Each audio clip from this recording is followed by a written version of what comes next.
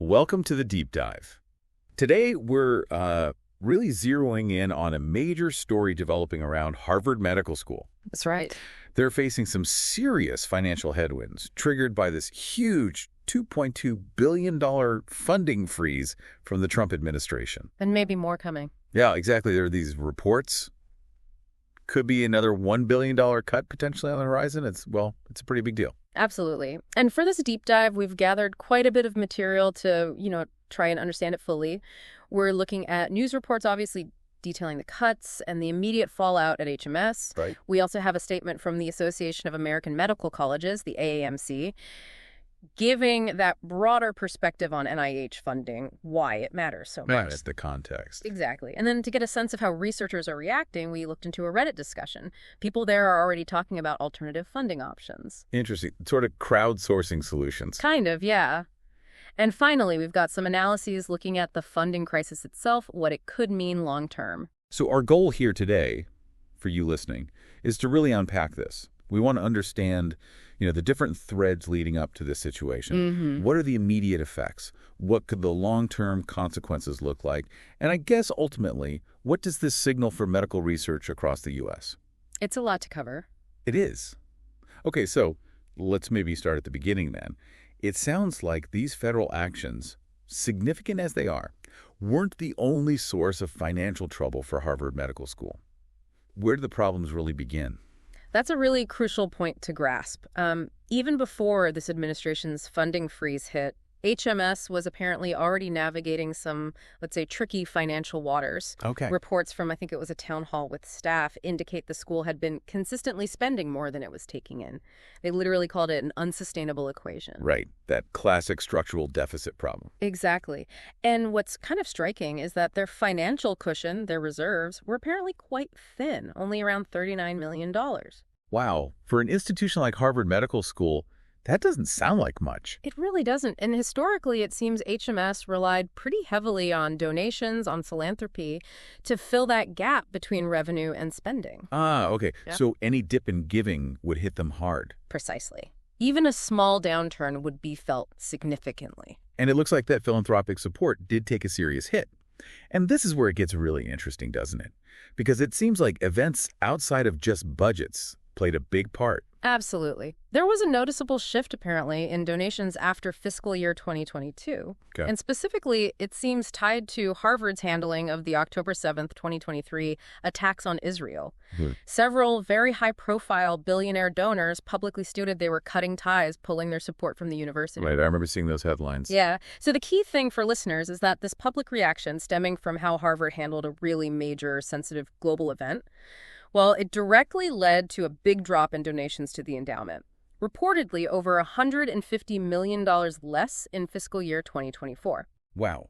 So you've got this underlying financial strain, this spending issue. Mm-hmm. Then this major hit to donations linked to the university's response on a very charged issue. A perfect storm, almost. Yeah. And it's against that backdrop that the Trump administration comes in with these massive funding cuts.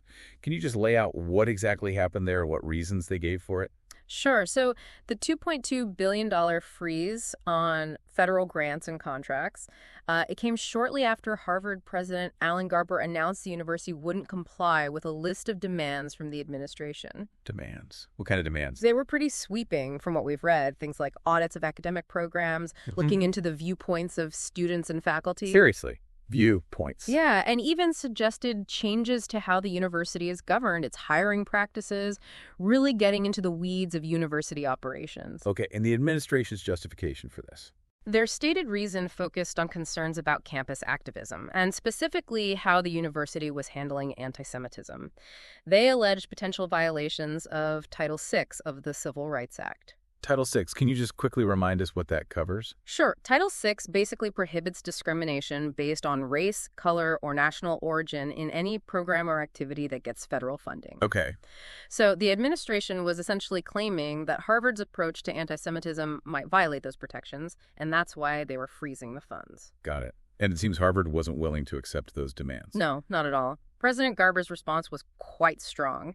He basically said Harvard wouldn't give up its independence or its constitutional rights. Mhm. He framed the demands as going beyond the government's lawful authority, effectively trying to dictate what private universities can teach, who they can hire, what they can research. A fundamental clash over academic freedom, it sounds like. Very much so. And it's important for people to know Harvard isn't the only one. Mhm. Several other universities are reportedly facing similar actions. Right. So with this huge funding freeze now in place, what are the immediate effects at Harvard Medical School? This can't just be a minor adjustment. No, definitely not minor. The immediate impacts are, well, pretty severe. HMS leadership used words like sobering and difficult. I bet. Staff have apparently been told to expect layoffs, described as permanent changes, and program cuts are expected too. The school basically needs to, as they put it, shrink its enterprise to survive financially. Like its enterprise. That sounds drastic. It does. And critically, the NIH, the National Institutes of Health, was instructed to pause all grant payments to Harvard. All of them. All of them. And not just Harvard, but also other universities caught up in this, like Columbia, Cornell, Brown, Northwestern. Wow. That must just paralyze research projects. Exactly. We're hearing that many research labs at HMS have already gotten stop work orders. Stop work orders, so projects just halt? Just halt midstream. We're talking about things like ALS research, work on developing treatments for acute radiation syndrome. Just stopped. That's devastating for the researchers and potentially for patients down the line. Absolutely. HMS leaders acknowledge the whole university feels like it's under attack. And just to give you a sense of scale, roughly 75% of HMS's research is federally funded. 75%. Yeah. With the NIH being a huge part of that, they gave HMS $171 million in grants just in fiscal year 2024. So freezing that flow of money, it's an immediate, profound shock to their system. That's just a massive dependency. Okay, so this clearly isn't just an internal Harvard issue then. Yeah. Stepping back, what are the broader implications here? If this kind of funding disruption spreads, what does it mean for medical research across the whole country? The ripple effects sound like they could be enormous. Yeah, this is where the concern really widens out, potentially affecting, well, all of us, the NIH. It's not just another funding agency. It's really the engine of the whole U.S. medical innovation system. The bedrock, almost. Absolutely. In 2024 alone, it was supporting something like 300,000 researchers at 2,500 different institutions across the country. So the key thing to understand is the NIH isn't just, writing checks. It underpins so much medical progress, and disrupting that funding has this huge domino effect. Can you give some examples? What kind of progress are we talking about? Well, think about major health victories. NIH-funded research played a huge role in the 33% drop in cancer deaths between 1991 and 2020. That's significant. Huge. Or the 68% decline in heart disease deaths from 1969 to 2015. That includes breakthroughs like artificial heart valves. Think about treatments for stroke like TPA.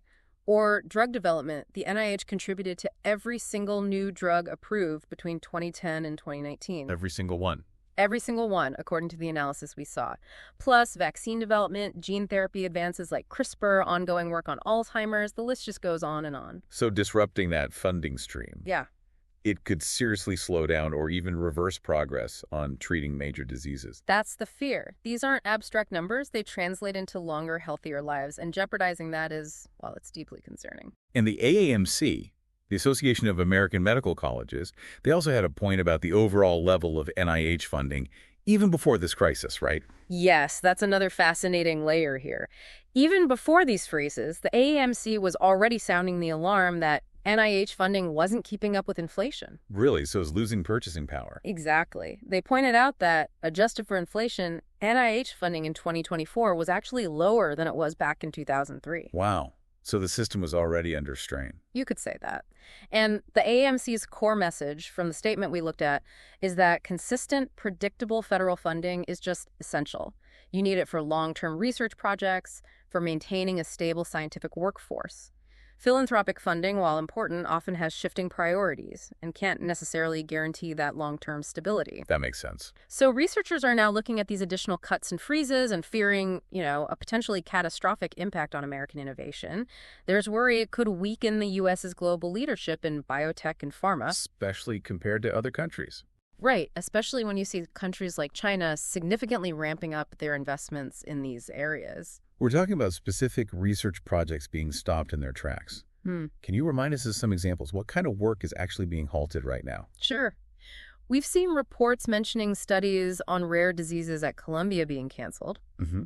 At Harvard, there was that fascinating research using human organ chips. These are like miniature lab-grown organs. Right, I've heard about those. Yeah, they let researchers study diseases and test drugs in a much more realistic way. Well, projects using those chips to study radiation effects or the challenges of space travel, apparently those have been halted. That sounds like really cutting-edge stuff being shelved. It really does. And it's not just high-tech lab work. Even training programs are affected. There is one at Teachers College of Columbia that trains educators for deaf and hard of hearing children. Its funding was terminated. Wow. So it hits education and support services too. It seems to cut across many areas. And there's this other human element too, the worry about young researchers. People starting their careers are apparently terrified by this instability. You can understand why. It could put people off entering science altogether. That's a real concern, yeah. A potential brain drain, or at least a chilling effect on recruitment into scientific fields. It does paint a pretty grim picture. So faced with these federal cuts, what are researchers doing? You mentioned that Reddit thread exploring other funding sources. What did that tell you? Yeah, that Reddit thread was quite illuminating. It really gives you a window into how the research community is scrambling right now. People brainstorming in real time. Pretty much. With federal money drying up, they're actively sharing ideas, looking for alternatives. What was interesting, though, is that many comments also highlighted the difficulties. Shifting to philanthropic funding isn't simple. Oh, so? Well, these foundations often have very specific focus areas, and writing new grant applications takes a ton of time and effort, pulling researchers away from the actual research. Right, it's a whole different process. What kind of organizations were being mentioned? Some of the big names you'd expect. The Howard Hughes Medical Institute, HMI, they have these big investigator programs.